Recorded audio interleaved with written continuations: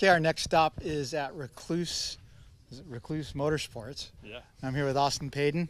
And okay, so a lot of people in motocross associate the name Rekluse with fanny packs and back canteens and auto clutches. But in fact, Rekluse is in quite a few top performing race teams in Supercross and motocross, correct? That is correct. Actually, pretty excited this year. We signed with MCR, so we'll have Moto Concepts. We've been with Star Racing for 2 years, signed another 2-year deal with them, and then Husqvarna, the Rockstar Husqvarna team will be Rekluse this year. Cool.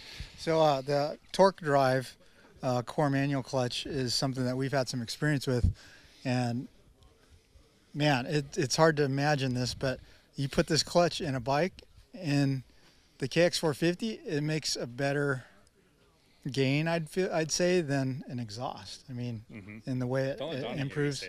Well, yeah, we already saw him, but no, it really improves the low end roll on, and it gives the bike a lot more down low. And how do you do it?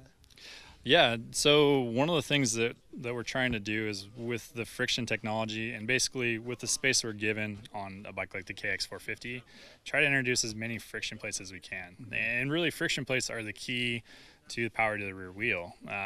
The more frictions we get, the more power we can transfer, and really the more options we have. So if you're racing motocross and you really like a nice buttery lever feel, we can go actually pretty light on the springs and maintain most of the power. Or we can go up to 40% more torque capacity with going heavier. So it's not necessarily giving the bike more horsepower, but what it's doing is it's transferring all the power that you have. And then the actual friction plate design transfers it in a way that's more usable, so really more rider friendly, so you feel like you're more connected with the rear wheel. Okay, so we were talking about the plates a little bit, the core manual plates and torque drive plates. Torque drive plates, yes. Torque drive plates, and they are handmade, which is pretty freaking awesome. Right now, but so it's a there's lots of love in that. Steel plate and a different paper pattern, but yeah, what I did notice is there's no need for adjusting the clutch at the lever because there's never any swelling or fading or. Yeah, and that's one of the cool things about the steel core. Stock friction plates are aluminum, and so your expansion is in that aluminum. It expands inside the clutch pack, and that's why the cable gains all the extra space. With the steel friction plates, everything maintains very pretty much the same, and even under very hot conditions, whether it's motocross or even off-road in hot conditions where you're abusing the clutch will stay really consistent.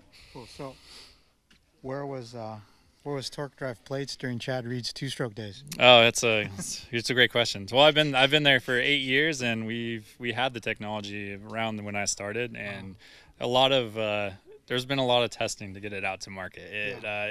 It took some trial and error for sure, but yeah, no, it would be good for those days. And actually, that's part of the reason that we decided to really go after it, is coming to Supercross races, motocross stuff, and watching guys just rolling their clutch lever, especially after a moto. And we're like, there's an opportunity to improve the clutch in this arena.